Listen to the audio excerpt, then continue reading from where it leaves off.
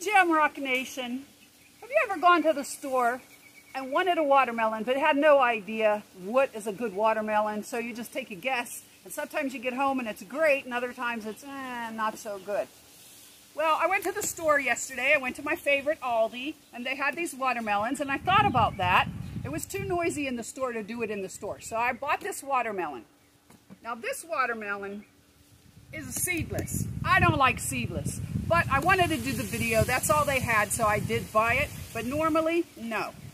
I don't want seedless, just so they make it easier. For one, spitting watermelon seeds is fun. For two, I like having the seeds so I can plant them if I so choose. I don't want them modifying stuff and making things seedless. I don't like it. You know, that's just more control over us. So I bought it for the video purposes, but if I can find a seeded watermelon, that's the one I always buy. And usually those are the old-fashioned, you know, big old long ones, and that's the best ones. Anyway, when you get to the store, first thing I want you to do, look for this. You see this big giant yellow spot?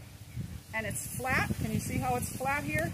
What this is showing us is that this watermelon sat in the watermelon patch in the field under the sun and had time for this to happen.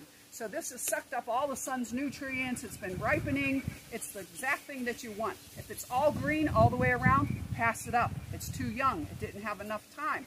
If there's a tiny little small spot and a white spot, pass it up. Look for a different one. You want a nice big yellow flat spot.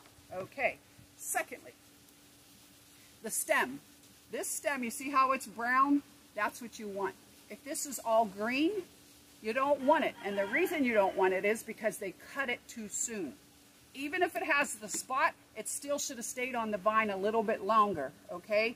So that it can ripen fully before they pick it. So look for the brown where the stem is, the big flat yellow spot. The next thing to do, you hear that? Not the rooster. You hear how this? It sounds hollow. So that means this is full of water, right? There's lots of water in here, which means you do look for all these things, which means it's going to be sweet and hydrating, because you want a lot of water in your watermelon, and get yourself hydrated and full of all these vitamins and nutrients. So that's how you pick your watermelon. Now let's take a test and see how it really is.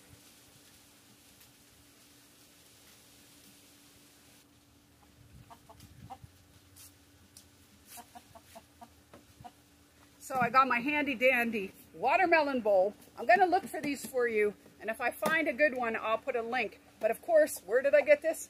Aldi, and a couple years ago. Anyway, I love this because it has the lid. It's got the place for the watermelon, but it's like a strainer, so all the juice will collect down inside, and then it even has the pour spout so you can save your juice. Hey, how'd you get dusty in here? All right, so we got our watermelon bowl ready. We'll take the lid off. And then my watermelon knife, of course. Look, it even looks like a watermelon. How cute is that? Give this baby a try.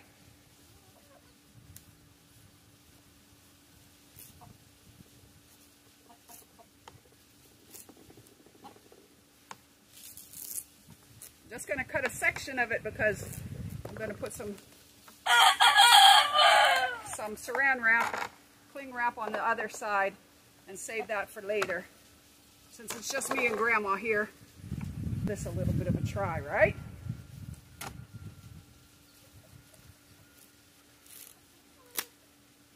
I can't wait to try it! I love watermelon! I'm just gonna give it a little shot. I'm gonna take a smaller knife, and then what I do is I go like this, right? But this knife is good for cutting the big part. Now, I could probably do it. Let's try it. Because I didn't bring another knife. But then I go like this.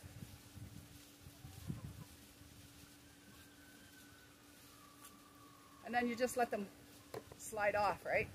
And just keep on going. But I'm not gonna, this is just a little added bonus to the video because I was shopping and wanted to do this for you. But I'm not gonna be cutting up this whole watermelon. I can get a bit closer in than that too, but I'm just trying to do this quick. All right, here's the taste test. You know, when Mama Rhonda's going to do something, I'm going to taste it so you can tell. I can tell you, and you get to see that satisfaction, right? All right, here we go.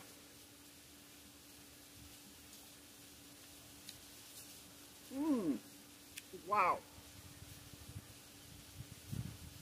Perfect. Perfect watermelon.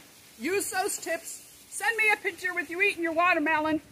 And tell me if you did everything I said and how good your watermelon is, okay? DM me on IG.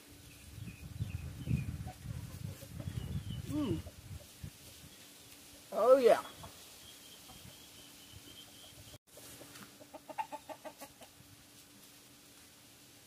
All right, I decided to show you a little bit anyway because, for one, what if you're not used to cutting up watermelon and you want to know how I do it? So I'm going to show you.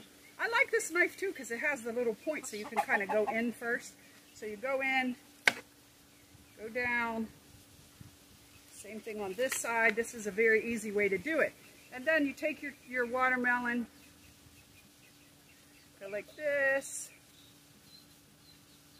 However big you want your chunks, you know. I make them different sizes because sometimes I want a big piece, sometimes I just want a little.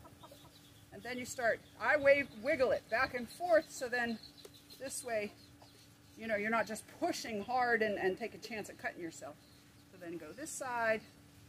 You know these are all going into the compost, right? You guys already know. And the chickens will, I don't mind if there's some left on there. I can get closer, but I kind of leave a little bit for the chickens because this is a lot of watermelon.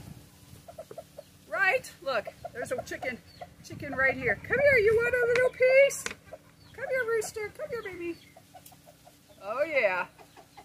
Go ahead. Roosters are so cool. I mean, they have some of their faults, but they're so nice. Do you hear that little noise he was making? That's him calling the hen. Calling the hen and the peep. If I get up, they're going to move, but I would love to show you. Let me see if I can, maybe not like look like I'm looking. Let's see if I can show you real quick. So the mom and the peep, they're a little bit more scared. He's a real friendly rooster. He's eating it. Come on, peep. There's the baby. Look at them eating the watermelon. Yeah, then they rub their faces, their beaks. They rub their beaks on the sidewalk or on the patio. Oh, you ate it. It's all gone already. Okay. Well, I'm going to throw you the skins in the compost pile, so you have to go over there.